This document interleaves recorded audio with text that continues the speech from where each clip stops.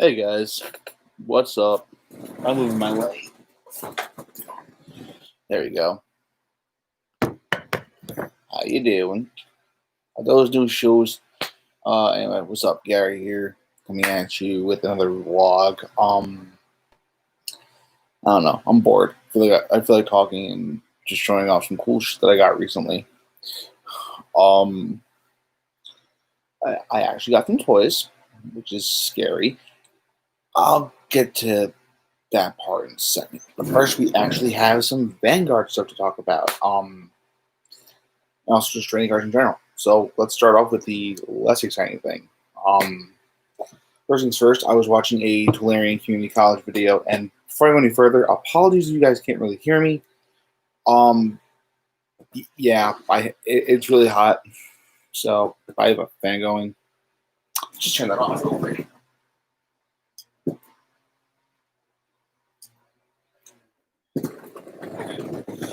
There we go, just for right now. So I was watching Tolarian Community College's latest deck box review. He does a lot of He does primarily Magic the Gathering content, but he also does content for Pokemon on very rare occasions.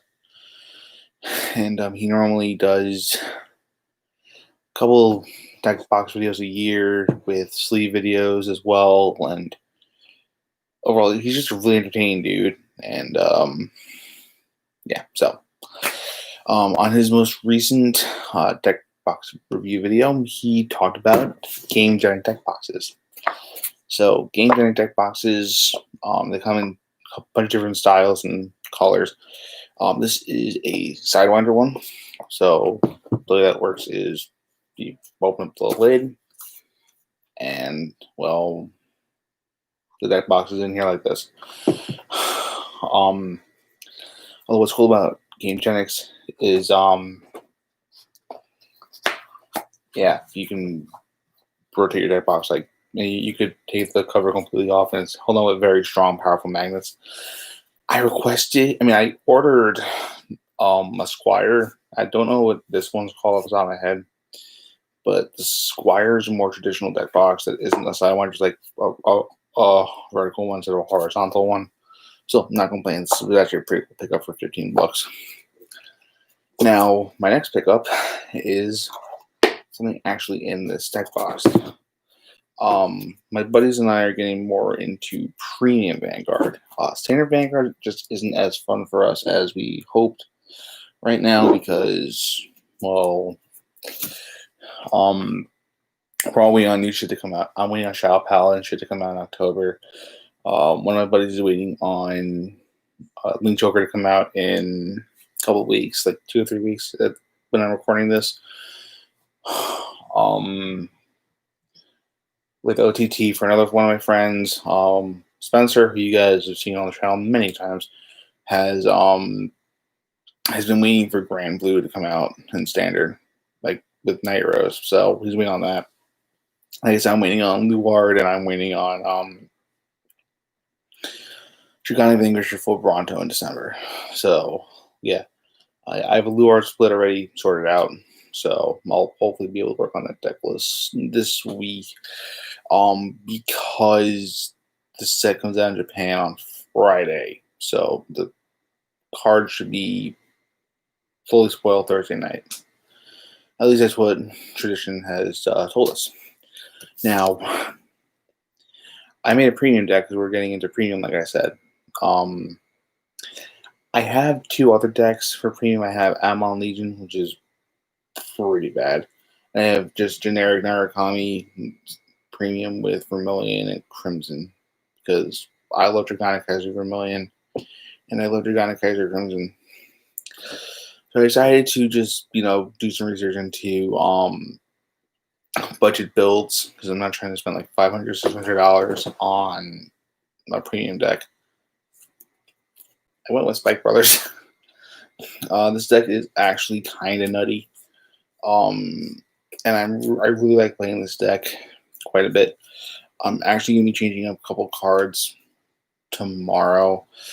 I want to do a deck profile for this. Football season starts 3 weeks. I'll probably do a deck profile of this and have it up the day the football starts. This is the first Sunday, not the Thursday, because that's. I'll get into why later. I will say though that my deck is very, very aggressive. I didn't realize the sleeves are the Italian flag. Well, rather, yeah, red, white, and green. So that's pretty cool. I love my speculators deck. And all in all, I wasn't sure which deck I was going to build. Then I saw the list, and somebody on the North American Vanguard page was selling 4 Dead Heat Bull Spike, which is a really good grade 3. 4 copies of Powerback Ronaldo, and 4 copies of a grade 1 called Offensive Punter, which are all really good cards. And I got it for 60 instead of 100, so that works. If I really think about it, I put maybe 200 into this deck in total, and I'm okay with it. The deck works. The deck's fun. So that was the first Vanguard purchase. But then Spencer's an asshole. When all of the new Shadow news happened, and we saw Phantom Blaster Overlord last week. Yeah, it was last week. I'm just getting the cards out of here. They buy these cards off of me. I was like, sure. Then he did me a solid, and the last one actually came from Ideal 808 on Wednesday. So I've had these cards since then, and they look so pretty. These cards will never leave my apartment or my friend's house. If I take Shadow Paladins to a regional and I'm playing Blaster Dark and Friends, it's Blaster Dark, but if I'm playing like Mordred, I will not take these with me because I don't want these stolen. I have a playset of Image Rare Blaster Darks, or Imaginary Rares. So why are these so cool? Well, the camera won't do it justice, but it's ran if he was Blaster Dark. So these are very special to me. So like I said, these will probably never leave my apartment if I go to a major tournament or if I ever go to Grimmin again. So this was the really big pickup of the week. Just picking up Blaster Dark. Also, I got these Journey Vanguards for all my decks. Because, hey, they introduced the quick shield mechanic. So I was like, fuck it, I need them. So I got two Spark Kids. I got a copy of Fritz for this deck. I got Mecha Trainer for my for spikes, and yeah, that's it. Amon can't use a V starter or really any V era cards because, well, Amon didn't get support in V. It would have been nice if he was like the budget deck in set 9 for but oh well. He got 7 Cs instead, and my friend is very excited to fucking build 7 Cs. So there's that.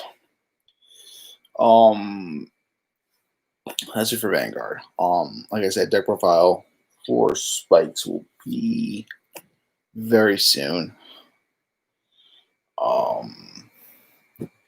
Also, before we go any further, I want to show you guys my completed Super Train Megazord model kit. He's a big boy. I'll just show him like this. I have the elbow joints installed. My capsule review of this kit is as follows. Worth the wait. Big and bulky. Give me Lantern Boy already, damn it. I'll say this much though, a lot of the stickers are crooked, and I apologize, but A, they really don't bother me as much, and B, there were a lot of stickers, and well, I fucked up a lot of the stickers on the Rail Rescue 3. I haven't seen past episode 1 of Go-Go 5, so I don't. Oh, Grand Liner. I don't know their actual like individual names. I know that this is Grand Liner. Um, yeah. So this has been on the shelf on my TV because it's too big to put it anywhere else. And dear Lord, it's worth it. This cost me after shipping and everything from Total Collectibles about $185, $195. It's bigger than a master grade. That's how ginormous this is. So yeah, this was a really fun build. I built it over 2 days, and yeah, I think it's well worth my money. I haven't put the individual rescue Zords in there mostly because I just prefer keeping them displayed as Megazords. So yeah, that's the thing.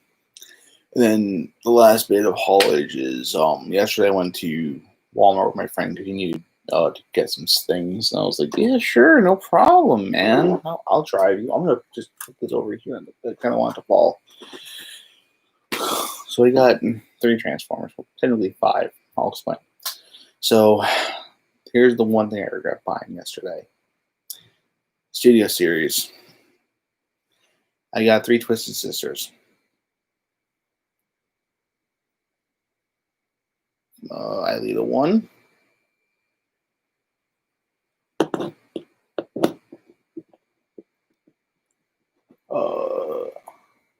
Chromia. And RC. Don't buy these figures. Capsule review of these things is no. You shouldn't be charging $20 for these. They're honestly not that good. They're very tiny, and yeah, they're like, here's an example. Ileana 1, or Chromia, sorry, has this blue bit on her arm and this sword thing that cannot be stored in vehicle mode. If these were like deluxe class figures, then that'd be fine. But these are like legends. Like, they're really tiny. Like, here's the size example. Just sorry. So here is the 3 Twisted Sisters. Just bringing back Grand Liner because it's right here. Next to Grand Liner. Like, this is pathetic. They're not even as tall as a foot. So yeah, don't waste your money on these. These are bad toys. But I did get 2 good toys yesterday as I fixed my laptop camera right here. Hi, how are you? I ended up grabbing a figure from Earthrise that I really wanted. Cliff Jumper. Yeah, as soon as I saw this figure in person, like, I need it. I saw it at Best Buy when I got my 8 terabyte hard drive. And I was like, nah, I don't need it right now. And I saw it at Walmart yesterday, and I'm like, just do it. So I got a Cliff Jumper. Apparently it's getting repainted into Bug Bite from, I don't know what he's from. He's from the IDW comics. I don't read comics. So yeah, he's cool. I love his transformation, and I love everything about this guy. He's a good figure. Another good figure, I bought Wheeljack. The last Wheeljack I owned was the Generations one that was a retool of Tracks. So yeah, Wheeljack's great. I love his transformation, and yeah, there's nothing to complain about with him. So the moral of the story is, kids, don't buy Studio Series figures unless they're really good, like the first Voyager Optimus Prime, which sadly broke for me. That figure is still fucking amazing. All right, so that is it for the haulage. Let's talk about some shit, shall we? First of all, poetry Instagram. I will link that in the bar down below. New poetry every Friday.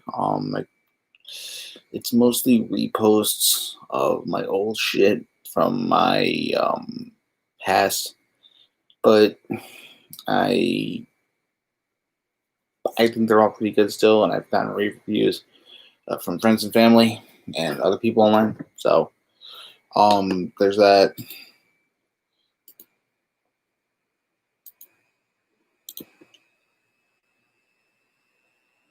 I want to talk about Transformers again because I hate myself. Go to tfw2005.com. Oh god, their new headmaster. Jeez. All right, so the main news here is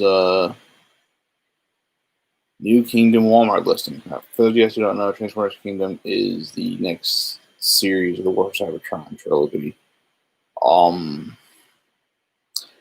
Which is also kind of scary for my wallet because there's Beast Wars toys that are coming out, and well, I'm a kid of the '90s, and Beast Wars was actually my first memory of Transformers, and I own one toy from that series, and that's Optimus,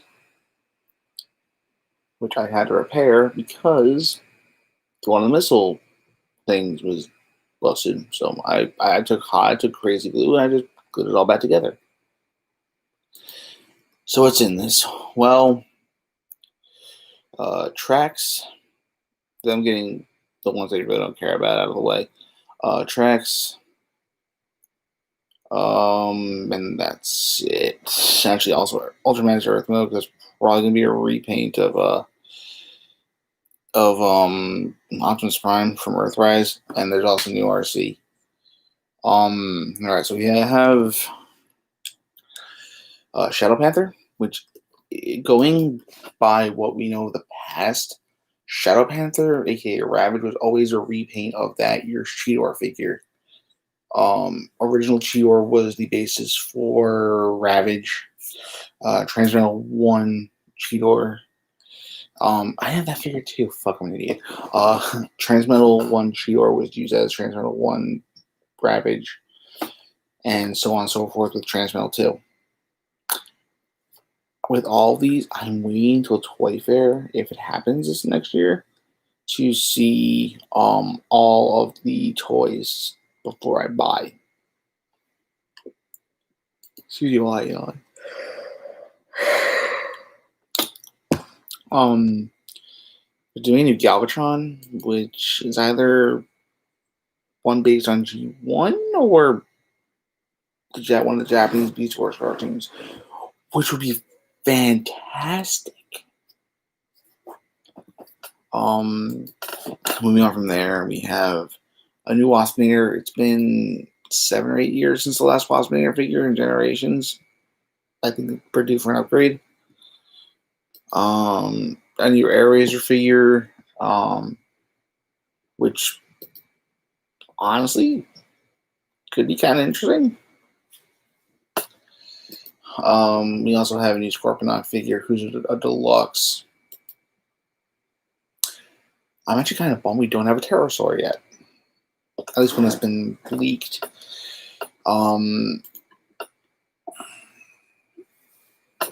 More comics, Generation Selects. More Walmart listings on the 20th, which was a couple days ago. So we have Cheetor, Black Arachnia, Raktrap,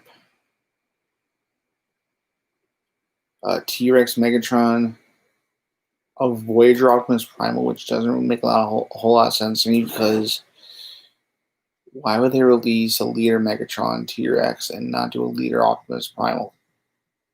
Either way, depending on how they look, I need to buy all these. And I have other shit to save for next year, which I'll talk about in a couple of minutes here. Next year's gonna be so expensive for me. Also, they're doing another Rat Trap figure, so that is just, again, I'm just rattling off things in my mind at this point. I need to, see everything in person before I commit to buying anything, because that's what I did with Earthrise. I'm just like, something that I really wanted, but I knew I wanted Cliffjumper and possibly Wheel Dragon. Now I have them both. So yeah. Alright, let's just look in the room. It's usually very expensive for me, but I'll get to that in a second. I started taking care of myself, scarily enough. I started walking every day, at least 20 minutes. Playing a lot of Pokemon Go. And yeah, that's all I've really been doing. Also, I started watching Buffy the Vampire Slayer. Very good show. If you haven't seen it, it's on Hulu, and it's 7 seasons. Then you watch the spinoff thing called Angel, which is about Buffy's vampire boyfriend Angel, and that's another 5 seasons. Then you gotta hunt down the content. There's like 17 seasons worth of material you have to see.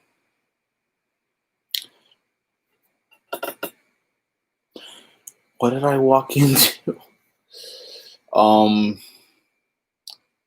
than that, guys, I'm not gonna really talk about why next year's gonna be expensive, because I have a couple of personal things going on, and also I have Morphicon. And Morphicon's turning out to be a very expensive adventure. I will say this much: that I hope the coronavirus just gets under control here by January or February. That'd be great. I'm turning 28 next year. This shit better not be around when I turn 30. Because Boston got plans when he turns 30. Vegas, baby. But yeah. So that I want to say is pretty much it for right now. There's DC fandom shit going on right now.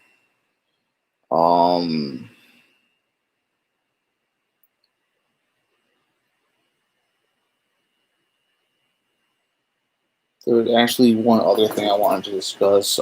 Friday, I'm possibly getting the Deca Drive, and that gets both. And yeah, I might do a podcast for the end of Supernatural. That's ending on November 18th. I will try that day. Anyway, I'm gonna go watch Buffy and talk to people. I'll see you guys in the next video, whenever that is. Peace.